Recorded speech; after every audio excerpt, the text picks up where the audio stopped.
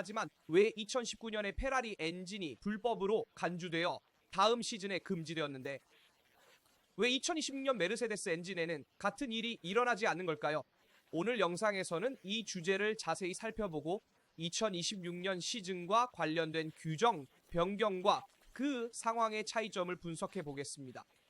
2026년 페라리 개발 계획이 어떻게 이루어질지, 그리고 시즌에 맞춰 어떻게 재배분될지도 논의해 보겠습니다. 바르셀로나 테스트에서 볼 페라리 초기 버전과 이후 바레인 테스트에서 보게 될 버전도 분석해 보겠습니다. 또한 드라이버 시장에 대해서도 해밀턴과 베어맨에 대해서도 이야기해야 합니다. 프랑코 콜라핀토와 폴 아론에 대해서도 이야기합시다. 다뤄야 할 주제가 정말 많고 연맹 즉 FIA의 내부의 변화도 있습니다. 시작하기 전에 좋아요와 구독, 알림 설정을 하셔서 포뮬러1과 페라리 관련 소식을 놓치지 않도록 하세요. 그럼 바로 시작하겠습니다. 2026년 메르세데스 엔진에 대한 여러 소문을 고려할 때 많은 이들이 2019년 페라리와의 유사성을 떠올렸습니다. 사실 비노토 감독 체제 해에 페라리는 성능이 뛰어난 파워 유니닛을 갖추고 있었으며 스파와 몬자에서 승리를 거두었습니다. 우리 모두 2019년 몬자에서 르클레르의 승리를 기억하고 있습니다. 그러나 시즌 말에 FIA와 비밀 협정을 체결한 것이 논란이 되었습니다. 연료 유량계를 점검한 후 르클레르와 베텔은 약 50대 60마력 감소된 엔진으로 경주를 해야 했는데 이는 포뮬러1 자동차에 있어 상당히 큰 차이입니다. 2019년 페라리의 경우는 매우 명확한 상황이었습니다. 모두가 페라리가 직선 구간에서 다른 모든 팀보다 현저히 빠르다는 것을 목격했고 이는 몬자에서 르클레르와 함께 확인되었습니다. 반면 현재 메르세데스와의 상황은 완전히 다릅니다. 현재 엔진은 승인되었으며 프로젝트가 제출되고 있어서 대체로 모두가 다른 팀이 무엇을 하는지 알고 있습니다. 그러나 연맹은 각 팀이 무엇을 개발하고 있는지 알고 있으며 엔진이 조립되기 전부터 모든 것을 모니터링하여 합법성 기준에 맞는지 확인합니다. 따라서 이 단계에서 팀이 개입할 수 있는 유일한 순간은 경기 주말이며 그 팀은 메르세데스 엔진에 대해 연맹의 조사를 요청하는 공식적인 항의를 할 수 있습니다. 예를 들어 소위 핑크 메르세데스라고 불린 레이싱 포인트의 경우처럼 말입니다. 2020년 레이싱 포인트가 2019년 메르세데스와 동일했던 것을 모두 기억할 것입니다. 이는 사실상 다시 외형을 바꾼 차량이었습니다. 연초에 레이싱 포인트는 많은 팀보다 앞서면서 큰 이점을 얻었고 2019년 메르세데스의 엄청난 우위를 고려할 때 2020년에도 레이싱 포인트는 경쟁력을 유지했습니다. 그러나 시즌이 진행되면서 차차 경쟁력을 잃었습니다. 이는 그 차량이 자체 프로젝트가 아니었기 때문에 업데이트를 가져올 수 없었기 때문입니다. 하지만 현재 2026년 메르세데스 상황에 대해 다른 팀은 공식적인 이의를 제기할 기술적인 증거에 직접 접근할 수 없기 때문에 뉴스가 신문에 유출되도록 하는 것 외에는 할 수 있는 것이 거의 없습니다. 왜냐하면 아직 너무 이른 시기입니다. 우리는 아직 시즌 시작 전이며 2026년 메르세데스 엔진과 그 불법성에 대한 실질적인 증거가 없습니다. 반면 2019년에는 페라리가 규정의 회색 지대가 아닌 명백한 검은 지대에 해당하는 솔루션을 개발했습니다. 센서가 감지하지 않는 순간에 연료 흐름을 증가시키고 나서 다시 정상적으로 돌아간 아이디어는 정확하고 의도적인 연구가 전제되었습니다. 그럼에도 불구하고 FIA는 이를 기술적으로 증명하는데 성공하지 못했습니다. 메르세데스는 페라리 엔지니어링 팀에 수장을 채용했기 때문에 시스템을 알고 있었으며 이는 페라리와 연맹 간의 유명한 비밀 협정이 체결되었을 때 토토 울프가 분노한 이유 중 하나입니다. 이론적으로 페라리는 그 시스템을 계속 사용할 수 있었습니다. FIA는 그 불법성을 증명할 수단이 없었고 과거의 페라리였다면 아마도 그랬을 것입니다. 하지만 팀은 두려움을 느꼈고 다른 사람이 그 솔루션을 복제하지 못하도록 연맹과 협력하여 새로운 제어 시스템 개발을 돕기로 결정했습니다. 이것이 2019년 페라리에서 일어난 일이며 원한다면 이를 기술적 도핑으로 정의하는 것이 적절합니다. 올해 메르세데스의 경우 메르세데스를 돕는 압축비에 대한 실질적인 증거가 없습니다. 물론 여러 가지 추측이 있지만 트랙에서 어떤 결과가 나오는지 지켜봐야 합니다. 그리고 나서 테스트에서 다양한 팀의 피드백을 확인한 후 경기까지 가면 공식적인 항의를 고려할 수 있습니다. 그래서 현재 상황은 다릅니다. 이야기가 사실이라면 현재는 분명히 트랙에서 어떻게 되는지 봐야 하므로 메르세데스가 규정을 완전히 준수하고 있다고 말할 수 있습니다. FIA의 규정, 규약, 허용된 재료를 연맹에서 이미 정의된 비율로 사용하여 외부 금지된 것을 발명하지 않았다는 것입니다. 이론적으로 메르세데스는 규정을 깊이 연구하고 이 규정의 회색 영역에 한 최대한 활용하려고 했습니다. 그 재료들로 연맹에 의해 승인된 엔진의 다양한 부품을 만들어 공식 테스트에서 완벽하게 규정을 준수했습니다. 이는 물론 2026년 메르세데스에 대한 우리의 가정입니다. 그래서 실온에서 테스트할 때 압축 비율은 16대 1의 한계를 완전히 준수합니다. 그리고 뜨거운 상태에서 그 비율이 18대 1까지 올라간다면 엔진 벤치에서 일하는 사람만이 알 수 있고, FIA는 오늘날 뜨거운 상태에서 압축 비율을 효과적으로 제어할 수 있는 도구가 없습니다. 도달할 수는 있지만 1년 또는 2년이 걸릴 것입니다. 유일한 실제 반대 조치는 재료 사연하는 규정을 검토하여 올바른 혼합으로 큰 이점을 얻을 수 있음을 알게 된 후 사용을 제한하는 것입니다. 왜냐하면 이 방법이 정말 존재한다면, 그리고 실제로 사용된다면 이는 완전히 합법적인 것입니다. 지금은 어떤 일이든 쉽게 문제가 있다고 소리치는 상황이니까요. 메르세데스와 레드불이 올바른 재료 조합을 찾았다면 그저 잘했다고 말할 수밖에 없습니다. 이렇게 말하면 2019년과의 차이는 엄청납니다. 규정의 정신에 맞지 않을 수도 있지만 결국 두 클루까지 모두 규정의 정신을 위반하게 됩니다. 하지만 이는 연맹의 테스트에서 여전히 정규적인 해결책이며 공식 테스트에서 정규적으로 유지되는 한 이의를 제기할 것은 없습니다. 이런 상황은 과거에도 많이 있었고 미래에도 분명히 있을 것입니다. 그리고 이것은 명확히 해야 할 중요한 점입니다.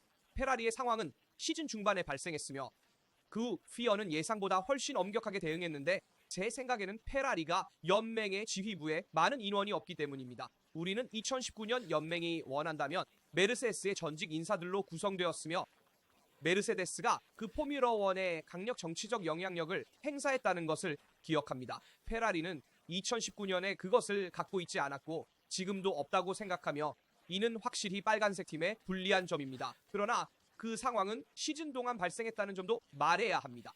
특히 르클레르의 승리와 함께 몬자 그랑프리 동안 분명히 드러났습니다. 그때부터 첫 번째 의문이 생겼고 이후 유량계 사건이 발생했습니다. 그리고 시즌이 끝날 때 연맹은 페라리와 비밀 협정을 개입했습니다. 그래서 이 경우에는 시간의 차이가 있습니다. 이 경우에는 시즌 시작 전에 트랙에 사용할 유용한 데이터가 있기 전에 발생하며 따라서 이에 대한 결론을 내릴 수 없습니다. 반면 2019년 페라리의 상황은 다른 팀들이 더 많은 데이터를 보유한 시즌 중반에 발생했으며 이는 규정을 초과하고 기술 규정을 피하려는 방법으로 분명히 보였습니다. 이 경우에는 검사 중 메르세데스가 FIA의 이상적인 파라미터에 부합하여 합법성에 해당합니다.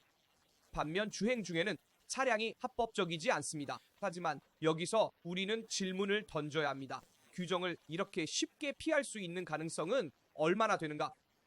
제 생각에는 규정을 더 엄격하게 하거나 훨씬 더 자유롭게 해야 합니다. 그렇지 않으면 팀들은 모든 회색 영역을 활용하여 이점을 얻고 규정을 준수하는 사람은 더 느리게 남습니다.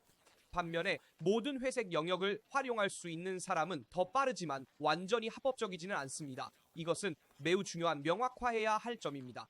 포뮬러 1에서는 항상 규정의 회색 영역을 찾는 팀들이 있었지만 규정에 너무 고정된 기준을 설정하면 자유로운 규칙을 남겨두고 모든 팀이 자신만의 방식으로 해석할 수 있게 하는 것보다 훨씬 피하기 쉬워집니다. 주의해야 할 점은 올해 포뮬러 1 역사상 최고의 엔진 제조사가 누구인지의 주제가 있다는 것입니다. 현재로서는 페라리가 총 249번의 성공을 자랑하고 있으며 그 중에는 2008년 페라리 엔진으로 동력을 제공한 토로 로소의 성공도 포함됩니다. 우리는 모두 몬자에서 베텐의 승리를 기억합니다. 그리고 이 타이틀 이상은 2004년 7월 11일부터 페라리가 가지고 있습니다. 실제로 그 이후로 페라리는 포뮬러 1 역사상 최고의 엔진 제조사로 남아 있습니다. 하지만 메르세데스는 이 인정에서 페라리에게서 말하자면 포디움의 가장 높은 자리를 차지하려고 할 수도 있습니다. 사실 메르세데스는 현재 239승을 기록하고 있으며 이번 시즌에 9번 더 승리하면 2026년에 페라리를 대신할 수 있습니다. 그러니까 엔진 제조사들 간의 경쟁이 정말 뜨거운 상황인데 그 이유는 메르세데스가 맥라렌, 윌리엄스 그리고 이번 시즌의 알파인까지 여러 팀의 엔진을 공급하고 있기 때문입니다. 그래서 메르세데스 엔진을 쓰는 팀이 많아서 그만큼 우승할 수 있는 기회도 더 많아지는 거죠. 또한 2004년 7월 11일 마이클 슈마허의 영국 그랑프리 승리가 페라리가 포뮬러 1 역사상 최고의 엔진 제조사로 자리 잡은 순간이었다는 것을 기억하고 싶습니다. 해밀턴이 페라리에서 첫 해를 힘들게 보내는 동안 올리버 베어맨은 포뮬러 1 첫 해 이후로 두각을 나타내고 있습니다. 군터 스타이너는 확실합니다. 이 영국인이 2025년의 신인입니다. 특히 페라리에서 미래를 꿈꾸기에 이미 성숙한 모습입니다. 포뮬러 1 첫 시즌에 베어맨은 41점으로 13위에 올랐으며 더 경험이 많은 팀 동료 에스테반 오콘을 제치고 38점으로 15위에 올랐습니다. 이 결과는 하스의 전 팀 감독에게 깊은 인상을 남겼으며 특히 올해 성장 과정에서 보여준 모습 때문에 더욱 그렇습니다. 실제로 스타이너는 개입하여 이 20세 영국인의 발전을 분석했습니다. 연초에는 빠르게 시작했지만 실수를 저질렀습니다. 그러나 시즌 후반부에는 완전히 변화했습니다. 이탈리아인에 따르면 2005년생은 차량의 잠재력에 비해 초기에는 한계를 넘어서 공격적으로 몰았고 이는 실수와 벌점으로 이어졌습니다. 시즌 초반에는 자신의 차로 너무 많은 위험을 감수했습니다. 좋은 일이 아니었다고 했습니다. 그 후에는 벌점을 계속 얻었지만 실제로 경주에서 실수를 더 이상 저지르지 않았으며 열심히 싸운 것이 차이를 만들었습니다. 그의 시즌의 주요 순간 중 하나는 멕시코 그랑프리에서의 사위였으며 이는 높은 압박 속에서도 그의 잠재력을 확인시켜주는 결과였습니다. 베어맨의 실력은 패독에서 주목받지 않을 수 없었습니다. 이미 페라리 드라이버 아카데미의 일원인 그는 특히 2027년에 자석이 생긴다면 페라리와 여러 번 연결되었습니다. 그가 추월할 수 있다는 것은 모두 알고 있습니다. 스타이너는 페라리가 2027년에 문을 열어야 한다고 설명했습니다. 루이스가 원하는 결과를 얻지 못하면 계속할 수 없을 수도 있으며 그 시점에서 베어맨이 당연한 후보가 될 것입니다. 베어맨은 2025년에 많은 신인 세대에 속해 있었으며 안드레아 키미, 안토넬리, 이삭 카야르, 가브리엘 보르톨레토와 함께 리암 로슨과 프랑코 콜라핀토도 포함되어 있습니다. 점수면에서 신인 간의 직접 대결에서는 이기지 못했지만 베어맨은 발전, 안정성, 적응 능력으로 설득하여 팀 감독에게는 파리 동료들로부터는 9위로 투표되었으며 두 경우 모두 신인 중에서는 최고로 평가받았습니다. 그리고 신인 사이의 상황도 주목해야 합니다. 2025년에 베어맨은 확실히 설득력을 발휘했으며 그가 2026년에 페라리를 운전하게 된다면 훌륭한 성과를 낼 수 있을 것입니다. 르클레르 수준까지는 아니지만 조금 아래입니다. 저는 루이스 해밀턴의 큰 팬이며 포뮬러 1에서 가장 좋아하는 드라이버 중 하나입니다. 따라서 해밀턴이 2026년에 훌륭한 시즌을 보내기를 바랍니다. 하지만 페라리를 설득하지 못하면 2027년에 올리버 베어맨을 볼 수 있을 것입니다. 이 점에서 스타이너는 맞다고 생각합니다. 그리고 신인 문제에도 주목해야 합니다. 많은 신인이 포뮬러 1에서 자리를 기다리고 있습니다. 예를 들어 에스턴 마틴에는 이제 경력이 끝나가는 페르난도 알론소가 있습니다. 많은 드라이버가 서커스에서 나올 수 있습니다. 캐딜락의 새로운 듀오 보타스 페레즈는 결코 젊지 않으며 새로운 팀을 위한 것이지만 캐딜락도 젊은 드라이버를 목표로 할 것입니다. 또한 알파인의 상황에도 주목해야 합니다. 에스토니아 출신의 드라이버 폴 아로는 포뮬러 1에서 데뷔할 기회를 얻지 못했습니다. 그는 프랑코 콜라핀토가 2025년에 크게 설득력을 발휘하지 못했고 기대 이하의 시즌을 보냈으며 이미 잭 두안의 자리를 차지하기 전에도 어려운 시기를 겪었다고 주장했습니다. 그리고 그가 잘하지 않았다는 것은 알고 있습니다. 2025년에는 콜라핀토가 더 나은 시즌을 보내길 기대했지만 설득력을 발휘하지 못했으며 그럼에도 불구하고 2026년 계약이 갱신되었고 폴라로는 아르헨티나 자금과 후원 덕분이라고 말합니다. 에스토니아는 훨씬 작은 나라로 폴라로는 이러한 자원을 이용할 수 없었기 때문에 포뮬러 1에 진출하지 못했습니다. 따라서 신인들 사이에서도 누가 자리를 받을 자격이 있는지에 대한 논쟁이 있습니다. 콜라핀토는 분명히 2026년에 알파인에서 설득력을 발휘해야 하며 그렇지요. 그렇지 않으면 폴라론이 대체할 준비가 되어 있습니다. 페라리는 2026년 포뮬러 1 레이스카를 1월 23일에 공개한다고 확인했습니다. 팀은 지난 시즌 SF에 -25를 괴롭힌 제한을 극복하려고 합니다. SF-25는 새로운 기술 규정에 따라 차량의 설계 철학과 엔진 설계 모두에 급진적인 변화를 도입한 페라리의 마지막 지면 효과 차량을 대표했습니다. 이 변화들은 2022년 이전 세대가 도입된 이후로 가장 중요한 개정입니다. 모든 패덕에서 팀들은 수정된 규정을 해석하기 위해 많은 자원을 투입했으며 각 제조사는 초기부터 가능한 모든 성능 기회를 활용하려고 노력했습니다. 그러나 이 공격적인 개발 접근 방식은 변화의 근본적인 특성 때문에 고유한 위험을 수반합니다. 규정 검토는 실제로 팀들이 현재 세대의 기계에서 얻은 제한된 지식으로 거의 빈 캔버스에서 시작하도록 요구합니다. 이 도전은 개발 시간이 단축됨으로써 악화되며 특히 내부 유체 역학부터 전체 공기 역학 패키지에 이르기까지 자동차의 여러 시스템에서 비전통적 솔루션을 구현하는 데 영향을 미칩니다. 프레데릭 바세르는 페라리의 출시 차량이 멜버른에서 트랙에 등장할 차량과 본질적으로 다를 것이라고 확인했습니다. 마라넬로에서 열린 회의에서 팀의 주요 인사는 페라리가 다른 팀들과 함께 수행할 2단계 개발 전략을 설명했습니다. 초기 사양은 주로 1월 말 바르셀로나에서 열리는 비공개 세션 동안 테스트 플랫폼으로 사용될 것입니다. 이 초기 테스트는 성능 그 자체보다는 포장 솔루션, 유체 역학 및 새로운 엔진의 전자 관리 시스템을 검증하는 데 집중할 것입니다. 몽멜로에서는 바르셀로나의 사양이 기본 시스템을 검증하기 위한 트랙 시험대 역할을 할 것이기 때문에 성능이 우선순위가 아닐 것입니다. 반면 바레인의 테스트 세션에서는 여러 중요한 공기 역학 영역에서 보다 정의된 사양으로 차량이 발전하는 모습을 볼 수 있을 것입니다. 이 점진적 개발 접근 방식은 페라리가 초기 테스트 동안 배운 교훈을 실천하면서도 기술적 미지수에 대한 신중한 접근을 유지할 수 있도록 합니다. 바로 이러한 이유 때문에 코 부분은 새로운 규정에 따라 모든 팀에게 특히 중요한 요소로 드러났습니다. 2단계 필수 충돌 테스트를 포함하여 더 엄격한 안전 요구 사항 외에도 능동 공기 역학의 도입은 이 영역에 대한 완전한 재고를 필요로 했습니다. 바닥과 측면, 공기 흡입구로의 공기 흐름을 최적화하는 것은 특히 이제 팀들이 라디에이터의 더 큰 소형화를 목표로 하고 있는 지금 중요한 도전 과제입니다. 페라리 차량의 최종 사양에서 라디에이터의 위치는 출시 버전과 크게 다를 수 있으며 이는 후면 섹션을 보다 공격적으로 축소하고 공기 흐름 관리를 더욱 깨끗하게 할 수 있도록 합니다. 서스펜션 디자인도 재검토될 것으로 보입니다. 현재 지침에 따르면 페라리는 전면과 후면 모두에서 푸시로드 설정으로 돌아갈 것으로 보입니다. 이 결정은 SF-25의 프론트 타이로드 설정, 즉 풀로드의 근본적인 결함에서 비롯된 것이 아니라 내부 구성 요소에 수정된 위치에서 제공되는 이론적 이점에서 비롯됩니다.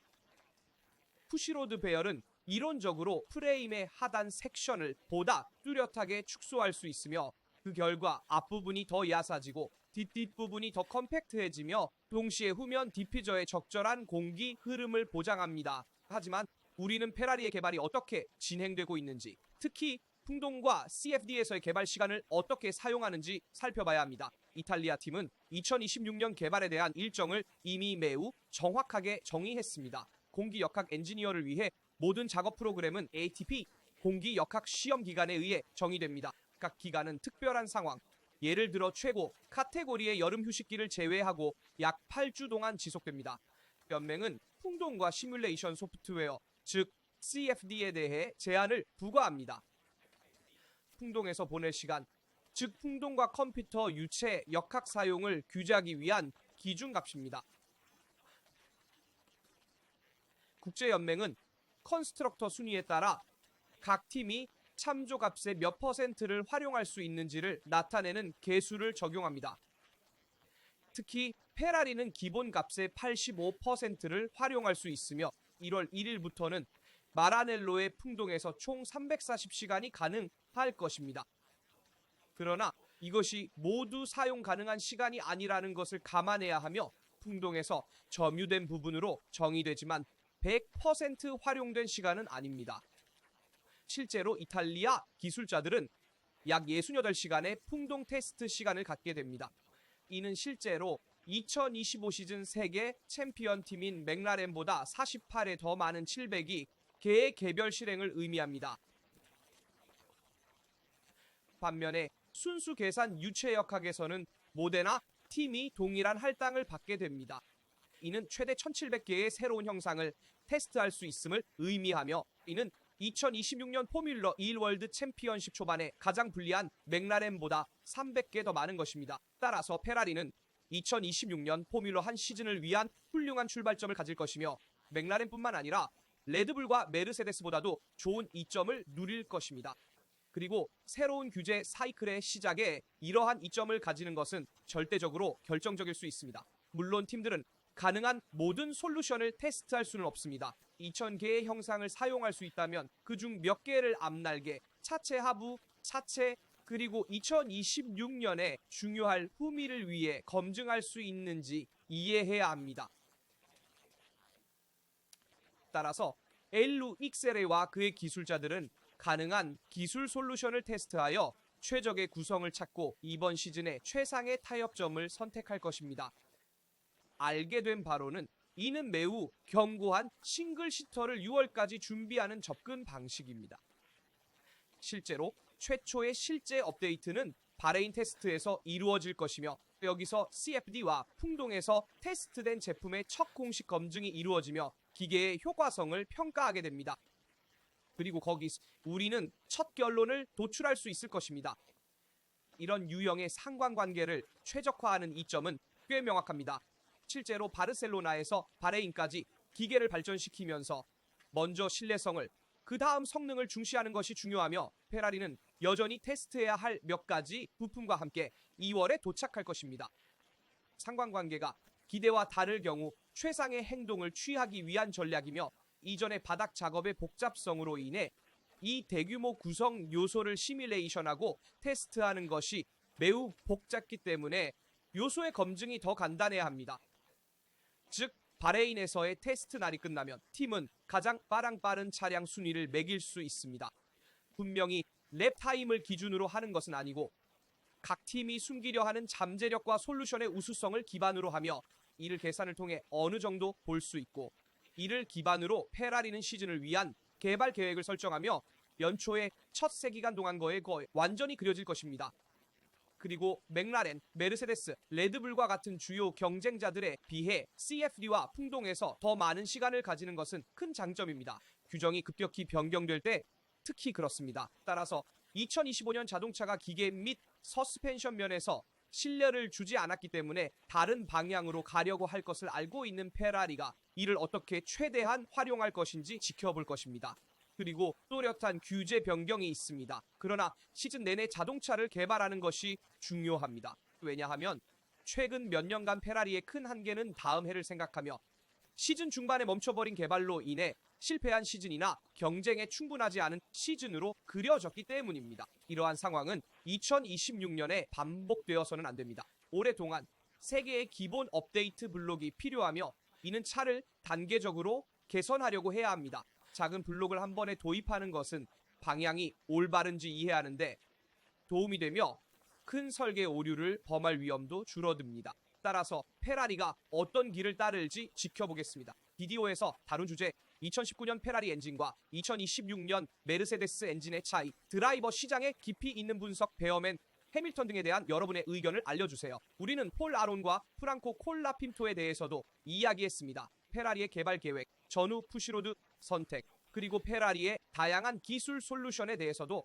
의견을 알려주세요. 여러분은 페라리가 선두에서 경쟁할 수 있을 거라고 보시나요? 여러분의 의견을 읽고 모두에게 답변하는 것이 기대됩니다. 항상 그렇듯이 좋아요를 누르고 구독하며 포뮬러 1 및 페라리 관련 비디오를 놓치지 않도록 알림을 활성화하는 것을 잊지 마세요. 여기 라스타에서 오늘은 이만입니다. 다음 비디오에서 만나요.